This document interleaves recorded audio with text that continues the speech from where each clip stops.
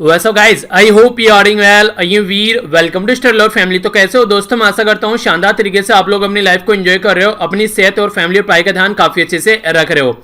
सबसे पहले यहाँ पर बात करते हैं आज के नंबर ऑफ केसेस के बारे में, क्योंकि मॉर्निंग की वीडियो में भी मैंने आप लोगों को इसके बारे में नहीं बताया था। वहां पर एक काफी इंपॉर्टेंट आर्टिकल डिस्कस किया हम लोगों ने, सागर विजन इंडिया का क्या है और कई सारी इंपॉर्टेंट ऑर्गेनाइजेशन, इसी के साथ में इंटरनेशनल सी लॉज क्या है उसके बारे में हम लोगों ने जाना। तो वो लेक्चर आप लोग जरूर देखिएगा, रिवीजन भी आप लोग कर सकते हैं जिस किसी को इसके बारे में मालूम है। टोटल ऑल ओवर वर्ल्ड में आज के डेट में 40 लाख या फिर बोलो ये पूरे 41 लाख के करीब केस यहां पर आप लोगों को देखने को मिल रहे हैं, जिसमें से लगभग 2,80,000 के करीब लोगों की जान जा चुकी है और लगभग यहां पर 14 लाख के करीब जो केस है वो यहां पर रिकवर हो चुके हैं लोग यहां से। ये एक पॉजिटिव पॉइंट आप लोग यहां पर बोल सकते हैं। अगर बात करें यूनाइटेड स्टेट ऑफ अमेरिका में, तो यहां पर 1 लाख नहीं सॉरी, यहां पर 13 लाख के करीब केस आप लोगों को देखने को मिले। 13 नहीं 13.5 लाख केस आप लोगों को देखने को मिलेंगे सॉरी। इसी के साथ में यहां पर 80,000 लोगों की जान अब तक जा चुकी है। यहां पर ये सारी कंट्री है। इसी के साथ में दूसरे नंबर पर सबसे ज्यादा जो जान गई है वो यूके में गई है, तीसरे नंबर पर गई है इटली के अंदर में, और चौथे नंबर पर आप लोगों को यहां पर देखने को मिलेगा स्पेन, और पांचवें नंबर पर है फ्रांस। बाकी हमारी कंट्री यहां पर इंडिया ये है यहां पर आप लोगों के सामने, जो कि पेरू के जस्ट नीचे है। यहां पर 62,000 के करीब लोग केस यहां पर आ चुके हैं। अगर बात करें तो 2,000 से ज्यादा लोगों की जान हमारे यहां पर जा चुकी है। महाराष्ट्र टॉप पर चल रहा है, अकेला महाराष्ट्र देखिए, यहां पर अकेला महाराष्ट्र यहां पर 1/3 केस लिए बैठा है, यानी कि टोटल 60,000 केस हैं और 20,000 अकेले महाराष्ट्र से यहां पर देखने को मिल रहे हैं आप लोगों को, जिसमें यहां पर 779 लोगों की जान अब तक जा चुकी है। दूसरे नंबर पर गुजरात है, तीसरे नंबर पर दिल्ली, और इसी तरीके से ये सारे राज्य हैं। तो जिस भी राज्य से आप लोग बिलोंग करते हैं तो थोड़ा सा अपना ध्यान रखिए। चीजें ओपन हो रही हैं पर इसका मतलब ये नहीं है कि आप लोग चीजों को इग्नोर करना स्टार्ट कर दें। आगे बढ़ते हैं। जो फर्स्ट न्यूज है आप लोगों के सामने, एक बात और बता दूं, जो फर्स्ट टाइम यहां पर लेक्चर देख रहे हैं, हमारा सैटरडे का जो लेक्चर कनेक्टेड होता है वो मंडे को कनेक्टेड होता है। जो संडे का लेक्चर रहता है वो इंडिपेंडेंट रहता है, ताकि आप लोग उसको अच्छे से एंजॉय कर सकें। कई बार काम होते हैं कई सारे संडे को, जो नहीं देख पाते हैं वो किसी और दिन इस लेक्चर को कंटिन्यू कर सकते हैं। तो इसलिए जो क्विज आप लोगों का पूछा जाता है सैटरडे में, वो आप लोगों का मंडे में उसका आंसर मिलता है, और इसी के चलते संडे में कोई क्विज नहीं रखता हूं, ताकि थोड़ी सी सहूलियत आप लोगों को रहे और आप लोग चीजों को रिविजन ज्यादा कर सकें। जो निमन देता हूं आप लोगों को वो ऐसे जरूर लिखा कीजिए, जो एडिटोरियल वाली वीडियो में जो आप लोगों को ऐसे दिया जाता है, और जो भी मैप बेस्ड क्वेश्चन पूछे जाते हैं पूरे वीक में, उनको आप लोग जरूर प्रैक्टिस किया कीजिए। ठीक है, आइए अब आर्टिकल के बारे में बात करते हैं। इंपॉर्टेंट क्वेश्चन डायरेक्ट आप लोगों से ऑब्जेक्टिव टाइप क्वेश्चन में पूछ लिया जाएगा। यहां पर बात करते हैं इंटरनेशनल एनर्जी एजेंसी के बारे में। International energy agency, short form में इसको आईईए आप लोग बोलते हैं। तो आईईए के द्वारा अभी एक रिपोर्ट रिलीज की गई है। आप लोगों से यह भी क्वेश्चन पूछा जा सकता है कि ग्लोबल एनर्जी रिव्यू किसके द्वारा प्रस्तुत किया जाता है। तो ग्लोबल एनर्जी रिव्यू यानी कि जो वर्ल्ड लेवल पर जो एनर्जी का रिव्यू है वो इंटरनेशनल एनर्जी एजेंसी के द्वारा यहां पर ये पब्लिश किया जाता है। तो ये रिपोर्ट अभी पब्लिश की गई इंटरनेशनल एनर्जी एजेंसी के द्वारा। इंपॉर्टेंट क्वेश्चन है, याद रखिएगा। नेक्स्ट यहां पर बात करते हैं। अभी आप लोगों को पता है कि 2020 में काफी लार्ज स्केल पर जो इलेक्ट्रिसिटी की एक तरीके से खपत है वो कम हो गई है। सारी फैक्ट्रीज बंद पड़ी हैं, जो ट्रेन वगैरह चलती हैं वो सारी बंद पड़ी हैं। काफी कम रिक्वायरमेंट इलेक्ट्रिसिटी की आज के डेट में देखने को मिल रही है इंडस्ट्रियल पॉइंट ऑफ व्यू से। तो उसी के बारे में पूरा एनालिसिस यहां पर दिया गया है। जो डिमांड है एनर्जी की और कार्बन डाई एमिशन, देखिए जो एनर्जी लेता है वो कार्बन डाइऑक्साइड जो रिलीज करता है एक तरीके से, जिसकी वजह से इन्वायरमेंट का टेम्परेचर बढ़ता है। तो उसके बारे में भी ये इंफॉर्मेशन प्रोवाइड कराता है। तो एनर्जी का कंजप्शन और साथ ही साथ यहां पर कार्बन डाइऑक्साइड, तो दोनों के बारे में बात की जाती है। एक इंपॉर्टेंट फैक्ट और यहां पर अगर ऑल ओवर वर्ल्ड में देखें तो सबसे ज्यादा जो एनर्जी एक तरीके से कंज्यूम करने वाली और कार्बन डाई एमिशन करने वाली कंट्रीज में भी आप लोग याद रखिएगा, जैसे कि यूनाइटेड स्टेट ऑफ अमेरिका हो गया, चाइना हो गया, और पॉपुलेशन के पॉइंट ऑफ व्यू से इंडिया को भी आप लोग यहां पर देख सकते हैं। तो इसके बारे में कई बार आप लोगों से क्वेश्चन भी इससे रिलेटेड बन जाता है। अगर थोड़ी सी और इंपॉर्टेंट इंफॉर्मेशन मैं आप लोगों को बताऊं, यहां पर बात कर लेते हैं इंटरनेशनल एनर्जी एजेंसी के बारे में, जिसके द्वारा ये रिपोर्ट प्रस्तुत की जाती है। ये जो एजेंसी थी, ये इसका सेक्रेटरीट यानी कि जो हेडक्वार्टर है आप लोगों का फ्रांस यानी कि पेरिस के अंदर देखने को मिलेगा। यह लोकेशन अपनी कंट्री के साथ में आप लोग कंपेयर कर लिया कीजिए। टोटल मिलाकर 30 कंट्री आज की डेट में इसका मेंबर है। और यहां पर जो इसको बनाया गया था, ये बनाया गया था इसको 1974 में, यानी कि हमारी कंट्री में जब इंदिरा गांधी जी थी उस टाइम पर ये एनर्जी एजेंसी यहां पर बनाई गई थी। ठीक है, तो यहां पर अगर आज के डेट में आप लोग बात करते हैं इस एनर्जी एजेंसी के,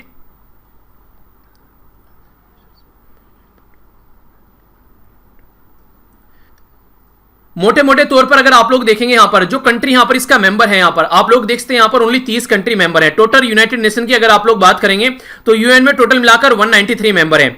जो यहां पर इसी के साथ में ये मेंबर कंट्री तो यहां पर ये पर नॉन मेंबर कंट्री के साथ में भी ये काम करती है, जैसे कि चाइना हो गया, इंडिया हो गया, रसिया हो गया, ये नॉन मेंबर कंट्री है, यानी कि इसका मेंबर नहीं है। क्योंकि रीजन सबसे बड़ा यहां पर यही है कि ये कंट्री जो है ये काफी बड़ी पॉपुलेशन की कंट्री है, चाइना सबसे ज्यादा पॉपुलेशन, इंडिया दूसरे नंबर पर, तो इसलिए रिक्वायर्ड है यहां पर कि यहां पर इनके साथ काम किया जाए ताकि सिचुएशन को हैंडल किया जा सके। 3 ईज पर यहां पर ये काम करता है, यानी कि एक तरीके से एनर्जी सिक्योरिटी के बारे में बात करता है, इसी के साथ में यहां पर एनर्जी ये इकोनॉमिक डेवलपमेंट के बारे में बात करता है और इन्वायरमेंट प्रोटेक्शन के बारे में। तो 3 ईज यानी कि 3 ईज पे अगर आप लोगों को लिखे ना के लिए आए कुछ यहां पर तो आप लोग लिखेगा। पहला बोला है एनर्जी सिक्योरिटी के बारे में बात करती है ये, इसी के साथ में इकोनॉमिक डेवलपमेंट के बारे में बात करती है और तीसरा है इन्वायरमेंट प्रोटेक्शन के बारे में बात करती है। तो ESED और EP क्या है यहां पर ये एनर्जी सिक्योरिटी, इकोनॉमिक डेवलपमेंट और इसी के साथ में यहां पर ये क्या है इन्वायरमेंट प्रोटेक्शन। तो इनको ध्यान में रखते हुए यहां पर ये रिपोर्ट प्रस्तुत करती है। अगर यहां पर आगे बढ़े तो जैसे कि यहां पर इसके द्वारा बोला गया कि 15% डेली इलेक्ट्रिसिटी डिमांड में अभी कमी आ गई है ऑल ओवर वर्ल्ड में।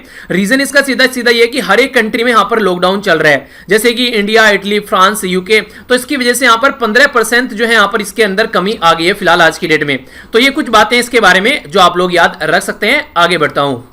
नेक्स्ट यहां पर ऑर्गेनाइजेशन भी इंपॉर्टेंट है और जहां पर जिसके साथ में मिलकर काम कर रही है वो भी इंपॉर्टेंट है, खासकर बात की जा रही है हमारी कंट्री पर फोकस की। सबसे पहले यहां पर बात करते हैं AIIB के बारे में। AIIB के द्वारा अभी 500 मिलियन USD डॉलर यानी कि यूनाइटेड स्टेट ऑफ डॉलर का अमाउंट हमारी कंट्री में कोविड-19 के लिए लड़ने के लिए यहां पर अभी अप्रूव किया गया है।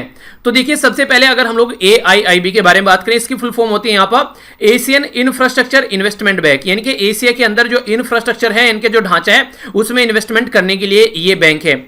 ये जो बैंक है करंटली टोटल आज के डेट में इसके 78 मेंबर हैं, जिसमें अगर हेडक्वार्टर की हम लोग बात करें इसकी तो वो आप लोगों को बीजिंग यानी कि चाइना के अंदर आप लोगों को देखने को मिलेगा।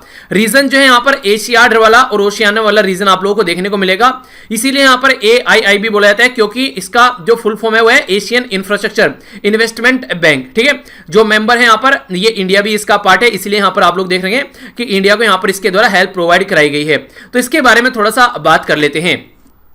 हमारी कंट्री में जो अभी रिसेंटली यहां पर ये पैसा प्रोवाइड कराया जा रहा है बेसिक है कि ताकि कोविड-19 के साथ में लड़ा जा सके, तो emergency respond and health system जो प्रिपेयर्डनेस है उसको ध्यान में रखते हुए ये काम किया जा रहा है।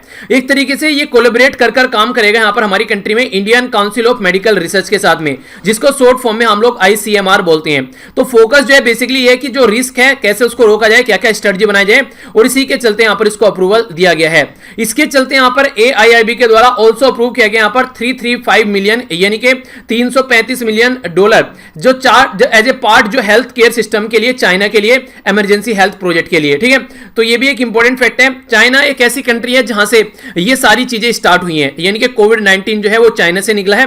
तो इसीलिए यहां पर इसके बारे में काफी ज्यादा ये भी बातें रहती हैं कि पहले तो यहां पर ये वायरस फैला और आज के डेट में चाइना जो है कहीं ना कहीं एक हब बन चुका है मैन्युफैक्चरिंग एक्टिविटी का, जिसमें मास्क वगैरह, सैनिटाइजर वगैरह ये सारी चीजें बनाई जाती हैं। तो लार्ज स्केल पर यहां पर PPE जो प्रोटेक्टिव इक्विपमेंट होते हैं वो भी यहां पर इसको एक्सपोर्ट कर रहा है। ठीक है, तो इसके बारे में कुछ बेसिक इंफॉर्मेशन है। आगे बढ़ता हूं। नेक्स्ट यहां पर कुछ दवाइयों के नाम काफी ज्यादा न्यूज में, कुछ तो ऐसी दवाइयां हैं जो पहले कभी बनाई गई थी पर लेकिन उनका एक्सपेरिमेंट किया गया पर लेकिन वो यूजफुल नहीं रही, और वो सारे पुराने एक्सपेरिमेंट जो है फिर से स्टार्ट कर दिए गए हैं कि कोई ना कोई यहां पर काम आ जाए कोविड-19 को टैकल करने के लिए। तो यहां पर CSIR यानी कि council of scientific and industrial research जो हमारी कंट्री का है उसके द्वारा यहां पर क्लिनिकल ट्रायल किया जा रहा है फेविपिराविर, यहां पर ये फेविपिराविर। ठीक है, तो यहां पर इसी के साथ में ये है यहां पर फाइटोफार्मास्यूटिकल। तो ये बेसिकली दवाइयां हैं यहां पर जिनका क्लिनिकल ट्रायल यहां पर देखने को मिल रहा है CSIR के द्वारा। इसके साथ में मिलकर जो बायोलॉजिकल मेडिसिन है हर्ब से रिलेटेड यानी कि एक तरीके से आयुर्वेदा की बात आप लोग कर सकते हैं, उनके ऊपर भी कई सारे एक्सपेरिमेंट किए जा रहे हैं ताकि कोई ना कोई हेल्प हो सके कोविड-19 के साथ लड़ने में। डायरेक्ट जो कंट्रोलर जनरल ऑफ इंडिया है जिसको DGCI आप लोग बोलते हैं, उसके द्वारा भी यहां पर अप्रूवल दे दिया गया है। जो CSIR यानी कि council of scientific industrial research इसके ऊपर स्टडी कर रही है, यानी कि दोनों मिलकर यहां पर एक तरीके से काम कर रहे हैं ताकि जो सिचुएशन है यहां पर इसको सुधारा जा सके। तो हमारी कंट्री में जिसको हम लोग बोलते हैं DGCI ये बेसिकली ड्रग के फील्ड में हमारी कंट्री में काम करता है। तो इसके बारे में आप लोगों से पूछा जा सकता है कि किस मिनिस्ट्री के अंडर में यहां पर आता है, कहां पर ये लोकेटेड है, तो इसके बारे में थोड़ा सा बात कर लेते हैं। देखिए कई बार आप लोगों को देखने को मिलता है यहां पर, तो ये जो है बेसिकली हमारी कंट्री में ड्रग कंट्रोलर ऑफ जो इंडिया है यहां पर इसको बोलते हैं यहां पर। तो ये डिपार्टमेंट है यहां पर central drug standard control organisation, जो कि गवर्नमेंट ऑफ इंडिया के अंडर में आप लोगों को ये देखने को मिलता है। ये जो ऑर्गेनाइजेशन है रिस्पॉन्सिबल है अगर कोई स्पेसिफिक कैटेगरी के लिए ड्रग या फिर कोई ब्लड यहां पर प्रोडक्ट या फिर कोई ऐसी चीजें काम की जाती है इंडिया में, तो उसके लिए यहां पर ये अप्रूवल देता है। ठीक है, तो यहां पर इस तरीके से डायरेक्ट क्वेश्चन आप लोगों से इसके बारे में बन जाते हैं। अगर इसके बारे में मैं आगे बात करूं तो हमारी कंट्री में जो ministry of health and family welfare है उसके अंडर में ये आप लोगों को देखने को मिलता है।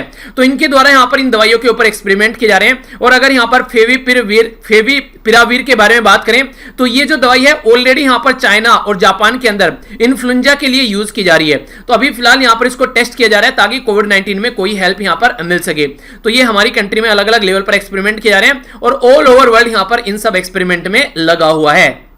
नेक्स्ट यहां पर जो बात की जा रही है ये यहां पर फिर से CSIR यानी कि यहां पर council of scientific and industrial research, इसके बारे में बात की जा रही है। तो इसके द्वारा यहां पर इसके अंडर में यहां पर न्यू मिलेनियम इंडियन टेक्नोलॉजी जो लीडरशिप इनिशिएटिव है वो मिलकर यहां पर उनके द्वारा डेवलप किया गया है। ये है यहाँ पर मोनोक्लोनल एंटीबॉडीज, जिसको ह्यूमन मोनोक्लोनल एंटीबॉडीज बोलते हैं, शॉर्ट फॉर्म में ह्यूमन मोनोक्लोनल एंटीबॉडीज यानी कि HMABS। ठीक है, तो ये नाम है। अगर लिखा हुआ मिले तो यहाँ पर किसके द्वारा डेवलप किया जा रहा है हमारी कंट्री में, तो ये council of scientific and industrial research के द्वारा। आप लोग ये सोच रहे होंगे इसका काम क्या है। इसका काम बेसिकली अगर आप लोग देखेंगे तो काफी इंपॉर्टेंट है, खासकर कोविड-19 के साथ में लड़ने के लिए।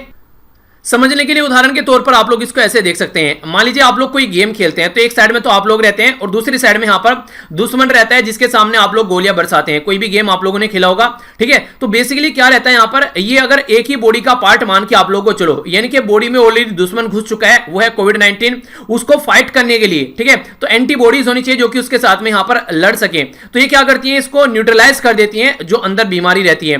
तो ये काम करेगा यहां पर ये ह्यूमन मोनोक्लोनल एंटीबॉडीज, जो कि ह्यूमन के अंदर में कहीं ना कहीं उसका जो इम्यून सिस्टम है उसको बढ़ावा देगा और ताकि जो बीमारी है उसको वहां पर सप्रेस किया जा सके। तो ये जो बेसिकली CSIR है उसके द्वारा यहां पर फाइट की जा रही है अगेंस्ट कोविड-19 के साथ में अपनी खुद की रिसर्च के द्वारा, ताकि सिचुएशन को हैंडल किया जा सके।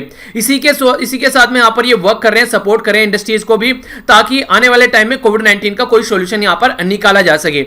जो इनिशिएटिव है यहां पर ये डेवलपिंग HMABS यानी कि जिसको बोलते हैं ह्यूमन मोनोक्लोनल एंटीबॉडीज। अभी आप लोगों ने सुना होगा कि इजराइल के द्वारा भी यहां पर इनको डेवलप किया गया था और बोला गया कि हम लोगों ने कोविड-19 की दवाई बना ली है। तो कई सारी कंट्री, इटली भी यहां पर इसी के बारे में बातें कर रही है। तो देखने वाली बात यह कि कितना लार्ज स्केल पर ये सक्सेस हो पाती है चीजें, तो इसी के बारे में यहां पर बात की जा रही है। तो ये जो जनरेट करते हैं यहां पर ये जो क्लोन, उसके चलते यहां पर एम यही रहता है कि कैसे पेशेंट के अंदर एंटीबॉडीज को डेवलप किया जाए। ये काफी ज्यादा न्यूज में CSIR, इसके बारे में थोड़ा जान लेते हैं। फुल फॉर्म तो आप लोगों को बताई दी यहां पर, council of scientific and industrial research. इसके बारे में अगर बात करूं आगे तो 1942 में इसको बनाया गया था, यानी कि 1942 में इसको बनाया गया हमारी कंट्री में। और इसके जो प्रेसिडेंट होते हैं वो होते हैं प्राइम मिनिस्टर ऑफ इंडिया, यानी कि PM के अंडर में यहां पर ये काम करती है। आज की डेट में शेखर C मांडे ये इसके डायरेक्टर जनरल हैं। और बारिश काफी तेज हो रही है आउटसाइड आप लोगों के एरिया में भी हो रही है या नहीं? यहां पे तो काफी तेज बारिश हो गई है स्टार्ट। अगर मिनिस्ट्री के बारे में बात करूं तो फंड जो इसको मिलता है वो ministry of science and technology से इसको फंड मिलता है। और ये जो रजिस्टर है सोसाइटी रजिस्ट्रेशन एक्ट 1860 का जो एक्ट है सोसाइटी से रिलेटेड, उसके अंदर में यहां पर ये रजिस्टर की जाती है। ठीक है, सोसाइटी रजिस्ट्रेशन एक्ट जो है यहां पर ये कहीं ना कहीं जो रजिस्टर करता है एंटिटी जनरली जो इन्वॉल्व रहती है सोसाइटी में, एजुकेशन, हेल्थ और इंप्लॉयमेंट में, उनको यहां पर रजिस्टर करने का ये काम करता है। तो 1860 में जब अंग्रेजों के जमाने में इस एक्ट को यहां पर हमारी कंट्री में लाया गया था। तो इसके बारे में कुछ बेसिक इंफॉर्मेशन है। आइए अब आगे चलते हैं। हमारी कंट्री की डिफेंस के बारे में बात की जाती है तो मिनिस्ट्री ऑफ डिफेंस के द्वारा साइन किया गया एक कॉन्ट्रैक्ट, जिसमें टाटा पावर SED है यहां पर, वो बेसिकली यहां पर काम करने वाली है मॉडर्नाइज करने के लिए 37 एयरफील्ड ऑफ इंडियन एयरफोर्स, यानी कि इंडियन एयरफोर्स के जो एयरफील्ड है जहां से उड़ान की जाती है कोई भी, यहां पर ये इनके एक्सपेरिमेंट किए जाते हैं, कई सारी एक्सरसाइज देखने को मिलती हैं, तो उसको यहां पर डेवलप किया जाएगा। टोटल प्रोजेक्ट की जो कॉस्ट की बात की जा रही है लगभग यहां पर 1200 के करीब यहां पर ये प्रोजेक्ट चलने वाला है। 2 फेज में ये प्रोजेक्ट देखने को मिलता है। पहले फेज में तो यहां पर पर जो एयरफील्ड इंफ्रास्ट्रक्चर है, खासकर जो एयरफील्ड है एयरफोर्स के, उनको अपग्रेड किया जाएगा। और दूसरा जो फेज रहेगा उस फेज में यहां पर चीजों को मॉडर्नाइज किया जाएगा। चीजों को मॉडर्नाइज में जैसे कि आप लोग बोल सकें इंस्ट्रूमेंट ऑफ लैंडिंग हो गया, इसी के साथ में जिसको CAT second instrument of landing बोला गया है, एयरफील्ड लाइटनिंग सिस्टम हो गया, या फिर इक्विपमेंट हो गए जो डायरेक्टली कनेक्टेड रहते हैं एयर ट्रैफिक कंट्रोल से, उनको यहां पर डेवलप किया जाएगा। कंट्रोल एयरफील्ड सिस्टम को डेवलप करेंगे। तो इस तरीके से अलग अलग फेज में यहां पर ये काम करना स्टार्ट करेंगे। तो पहले फेज में बेसिक नींव रखेंगे और सेकंड फेज में उसके ऊपर डेवलपमेंट करेंगे, यानी कि घर बनाएंगे, ऐसा आप लोग बोल सकते हैं। तो टाटा पावर के साथ में ये प्रोजेक्ट है, यहां पर बेसिकली 1200 करोड़ रुपए का प्रोजेक्ट है, जो कि मिनिस्ट्री ऑफ डिफेंस की साइड से साइन यहां पर किया गया है। अच्छी बात क्या है? अच्छी बात यहां पर यह है कि अगर इस तरीके से हम लोग काम करते हैं तो हमारी ही कंट्री में यहां पर यह काम होता है, बाहर की कंट्री को हम लोग ये काम नहीं दे रहे हैं। तो अच्छी बात यह है कि किसी बाहर की कंट्री के ऊपर हम लोग को डिपेंडेंट इसकी वजह से नहीं रहना पड़ रहा है। थोड़ी सी बातें यहां पर टाटा पावर के बारे में जान लेते हैं, ताकि क्वेश्चन अगर आप लोगों से बने तो फुल फॉर्म यहां पर क्या बोली गई इसकी, टाटा पावर एसईडी। इसका मतलब क्या है? Tata power strategic engineering division, ठीक है। तो यहां पर बेसिकली स्ट्रेटेजिक इंजीनियरिंग डिवीजन है। इसका मतलब ये जो यूनिट है ये टाटा पावर की यूनिट है, जो कि टाटा ग्रुप का एक पार्ट है। स्ट्रेटेजिक इंजीनियरिंग, जो स्ट्रेटेजिक इंजीनियरिंग डिवीजन, ठीक है। तो कई बार यहां पर स्ट्रेटेजिक इलेक्ट्रॉनिक डिवीजन भी इसको बोला जाता है। ये यहां पर जो पेरेंट ऑर्गेनाइजेशन इसकी टाटा पावर हो गई और हेडक्वार्टर आप लोगों को इसका न्यू दिल्ली में देखने को मिलेगा। तो इसके द्वारा यहां पर साइन किया गया मिनिस्ट्री ऑफ डिफेंस के साथ में। नेक्स्ट जो यहां पर न्यूज है, यहां पर पर्सन स्पेसिफिक न्यूज भी पूछी जा सकती है, यानी कि पर्सनैलिटी बेस्ड न्यूज, और इसी के साथ में ऑर्गेनाइजेशनल बेस्ड न्यूज भी पूछी जा सकती है। तो पर्सन के बारे में जानेंगे, ऑर्गेनाइजेशन के बारे में जानेंगे। यहां पर बात की जा रही है डोनाल्ड ट्रंप चाचा जी के बारे में। तो डोनाल्ड ट्रंप के जो प्रेसिडेंट, डोनाल्ड ट्रंप के प्रेसिडेंट नहीं, यूएसए के जो प्रेसिडेंट है डोनाल्ड ट्रंप, ठीक है। तो यहां पर यूएसए के जो प्रेसिडेंट है डोनाल्ड ट्रंप साहब, इनके द्वारा नॉमिनेट किया गया एक इंडियन अमेरिकन, नाम है यहां पर अशोक माइकल पिंटो, ठीक है। तो ये जो पर्सनैलिटी है इनको रिप्रेजेंटेटिव बनाया गया है यूएसए का IBRD के अंदर में। इसको बोलते हैं international bank of reconstruction and development, ठीक है। तो रिकंस्ट्रक्शन और डेवलपमेंट का यहां पर काम करता है। तो मिस्टर पिंटो जो है वो रिप्लेस करेंगे यहां पर एरिक बेथेल को, जिनके द्वारा रेजिग्नेशन दे दिया गया था इस पोस्ट से। तो डोनाल्ड ट्रंप के साहब के चलते बहुत सारे लोग जो है रिजाइन कर रहे हैं अपनी पोस्ट से। आप लोगों को पता है कि इनका रवैया क्या है काम करने का। पिंटो जो है वो सर्व करेंगे यहां पर काउंसलर टू अंडर सेक्रेटरी, ये इंटरनेशनल अफेयर के लिए डिपार्टमेंट ऑफ ट्रेजरी यूएसए के यहां पर ये काम करते हैं। तो इसी के चलते मिस्टर पिंटो जो है वो स्पेशल असिस्टेंस प्रोवाइड कराएंगे प्रेसिडेंट, जो स्टेटस ये प्रोवाइड करा चुके हैं यहां पर प्रेसिडेंट जॉर्ज डब्ल्यू बुश को, ठीक है। इसी के साथ में अगर बात करते हैं IBRD के बारे में, तो इंटरनेशनल फाइनेंशियल इंस्टीट्यूशन जो है यहां पर ये स्टैब्लिश किया गया था 1945 में, हेडक्वार्टर वॉशिंगटन डीसी में देखने को मिलेगा। ये जो लोन देने का काम करते हैं जो डेवलपिंग कंट्रीज है, डेवलपिंग कंट्री है उसको काम करे ताकि उसके तहत लोन देने का काम करते हैं IRBD। और इसी के साथ में इंटरनेशनल डेवलपमेंट जो एसोसिएशन है, ये कलेक्टिवली इसको आप लोग वर्ल्ड बैंक बोलते हैं। तो आइए वर्ल्ड बैंक का नाम आ गया तो थोड़ा सा वर्ल्ड बैंक के बारे में जानते हैं। वर्ल्ड बैंक एक इंटरनेशनल फाइनेंशियल इंस्टीट्यूशन है जो कि लोन प्रोवाइड कराता है और ग्रांट भी देता है। लोन वो होता है जो वापस देना होता है, ग्रांट होता है जो वापस नहीं देना होता है। गरीब कंट्री को नॉर्मली कई बार ग्रांट भी दिया जाता है। ये कंप्राइज करता है दो चीजें नॉर्मली आप लोगों को देखने को मिलेगी। एक तो जिसके बारे में मैंने आप लोगों को बताया, international bank for reconstruction and development, और दूसरा यहां पर इंटरनेशनल डेवलपमेंट एसोसिएशन। ये दोनों आप लोगों को देखने को मिलती है। तो बेसिकली पेरेंट जो ऑर्गेनाइजेशन है इसका वो है यहां पर वर्ल्ड बैंक ग्रुप। टोटल मिलाकर यहां पर 189 मेंबर इसके अंदर आप लोगों को देखने को मिल जाएंगे। पर्पज रहता है इकोनॉमिक डेवलपमेंट का इसमें, और हेडक्वार्टर इसका Washington DC United state of America यानी कि यूएसए के अंदर है। और बारिश जो है उसकी मात्रा जो है काफ़ी बढ़ती जा रही है, कंडीशन जो है खराब होती जा रही है। कुछ लोग ऐसे हैं जो अपने गेहूं वगैरह काट रहे हैं, कुछ लोग ऐसे हैं जो ईंख वगैरह बो रहे हैं अपने खेतों में, तो उसकी वजह से प्रॉब्लम फेस करनी पड़ रही है किसानों को काफ़ी। तो ऐसा ही होता है जब बेमौसम बरसात होती है। तो देखते हैं क्या कंडीशन बनती है। आज एक्चुअली हमारे खेतों में भी ईंख बोया जाना था, तो उसके चलते मुझे ये सारी चीज़ें इसलिए मैं आप लोगों को बता पा रहा हूँ। कंडीशन जो है वो काफ़ी ख़राब चल रही है, ठीक है। गांव में ही बहुत सारे लोग हैं, अभी गेहूं जो है वो खेतों में ही हैं। अभी जो गेहूं बेसिकली कटने होते हैं, वो जो आप लोगों ने देखा होगा भूसे की मशीन से जो ट्रैक्टर लगाकर गेहूं काटे जाते हैं, उसमें से फिर गेहूं और भूसा अलग किया जाता है। तो वो काम भी अभी काफ़ी लोगों का बचा हुआ है। और उसके बाद में फिर गन्ना उगाया जाता है, तो वो भी काम बचा हुआ है। चलिए देखते हैं मौसम क्या करता है। बेमौसम बरसात चल रही है। आगे बात करते हैं यहाँ पर वेस्ट बंगाल के अंदर। हालांकि ज़्यादा इंपॉर्टेंट नहीं है, पर फिर भी थोड़ा सा आइडिया आप लोग रखेगा। आज की डेट में यहाँ पर कई सारी एरिया में आप लोगों को केस जो है वो बढ़ते हुए नजर आते हैं, पर लेकिन डायरेक्ट इन्फॉर्मेशन नहीं आती है, ठीक है। पीछे से आवाज़ भी काफ़ी आ रही है, तो थोड़ा सा उसको एडजस्ट कर लीजिएगा। थोड़ी सी वीडियो और बची है बस। 10 यहाँ पर इंटर मिनिस्ट्रियल टीम जो है उनके द्वारा विजिट किया गया स्टेट में, जैसे कि महाराष्ट्र, वेस्ट बंगाल, राजस्थान, तेलंगाना, गुजरात, तमिलनाडु, मध्य प्रदेश जो टीम है उनके द्वारा वेस्ट बंगाल को जो वो विजिट किया गया तो सब जगह से रिपोर्ट आई तो हाईएस्ट जो मोर्टेलिटी रेट आप लोगों को कई सारे एरिया में देखने को मिल रहा है, जिसमें वेस्ट बंगाल यहां पर काफी लार्ज स्केल पर चीजों को छिपा भी रहा है। तो यहां से भी काफी ज्यादा डेथ की जो सिचुएशन है वो सामने निकल कर आ रही है। कोविड-19 जो है आप लोगों को पता है कि आज के डेट में अलग अलग एरिया में अलग अलग केस देखने को मिल रहे हैं, पर लेकिन कई सारे एरिया ऐसे हैं जहां से इंफॉर्मेशन भी बाहर निकल कर नहीं आ रही है। कई सारे जो स्टेट है जो सेंटर के द्वारा इसके लिए नॉर्म्स एंड रूल और रेगुलेशन बनाए गए थे उसको फॉलो नहीं कर रहे हैं। जैसे कि डेथ सर्टिफिकेट की बात की जाती है तो डॉक्यूमेंट होता है जो कि मेडिकल प्रैक्टिशनर के द्वारा यहां पर डिक्लेयर किया जाता है, जिसमें अगर किसी इंसान की डेथ हुई है तो उसमें डिक्लेयर किया जाता है डेट, लोकेशन कहां पर डेथ हुई है और कॉज क्या रहता है। तो यह क्या किया जा रहा है कोविड-19 में, कोविड-19 में यह किया जा रहा है कि अगर किसी पर्सन की डेथ हो गई है, मान लीजिए उसको टीबी है, ठीक है, और उसको कोविड-19 भी था, यानी कि कोरोना वायरस भी हो गया, उसको डेथ हो गई, तो यह नहीं बताया जा रहा है कि उसको डेथ जो यहां पर कोरोना वायरस की वजह से हुई है, उसमें वो भी पार्ट है, बोल दिया जा रहा है कि टीबी का मरीज था, डेथ हो गई है। तो ये ऐसी एक्टिविटी कई जगह की जा रही है जिसकी वजह से बहुत सारे केस होते हैं, पर लेकिन एग्जैक्टली ग्राउंड लेवल पर देखेंगे तो उतनी संख्या आप लोगों को नजर नहीं आएगी। तो ये सोचने वाली बात है, इस तरीके से छुपाकर कहां जाएंगे उससे और ज्यादा प्रॉब्लम क्रिएट होगी, क्योंकि जिन लोगों को इसके बारे में अंडरस्टैंड नहीं है, नहीं समझ पा रहे हैं, वो और ज्यादा प्रॉब्लम फेस यहां पर कर सकते हैं। क्योंकि आप लोग यहां पर देख सकते हैं जो मैंने आप लोगों को यहां पर अभी हमारी कंट्री की जो टैली दिखाई थी तो वेस्ट बंगाल भी यहां पर कोई ज्यादा नीचे नहीं है, पर लेकिन सबसे बड़ी बात यह है केस तो बहुत सारे आ रहे हैं पर लेकिन इंफॉर्मेशन बाहर निकलकर नहीं आ रही है। तो वेस्ट बंगाल हमारी कंट्री में बोल सकते हैं कि चाइना बन गया जो इंफॉर्मेशन बाहर नहीं आने दे रहा है, ऐसी भी बात कई बार यहां पर बोली गई है। तो ये थी टोटल आज की इंफॉर्मेशन। आई होप कि आप लोगों ने इसको एंजॉय किया होगा। कोई क्विज नहीं है, इसका सीधा सीधा रीजन ये है कि ताकि आप लोग चीजों का रिवीजन कर सकें। सारी पीडीएफ इकट्ठी यहां पर आप लोगों को मिल जाती है। मेरे साथ में इंस्टाग्राम पर और ट्विटर, फेसबुक पर कनेक्ट हो सकते हैं अगर आप लोगों का यहां पर प्रोफाइल है। तो प्रोफाइल नहीं है तो प्लीज बनाइएगा मत, अपना एंजॉय करते रहिए पढ़ाई को अच्छे से। और इसी के साथ में आप लोग यहां पर आंसर राइटिंग ग्रुप तो जरूर ज्वाइन करिए, कम से कम उस पर आंसर आप लोग लिख सकते हैं। तो मिलता हूं नेक्स्ट लेक्चर में। बड़ों को नमस्ते, छोटों को प्यार, छोटी सी लाइफ एंजॉय करो यार। तब तक के लिए जय हिंद।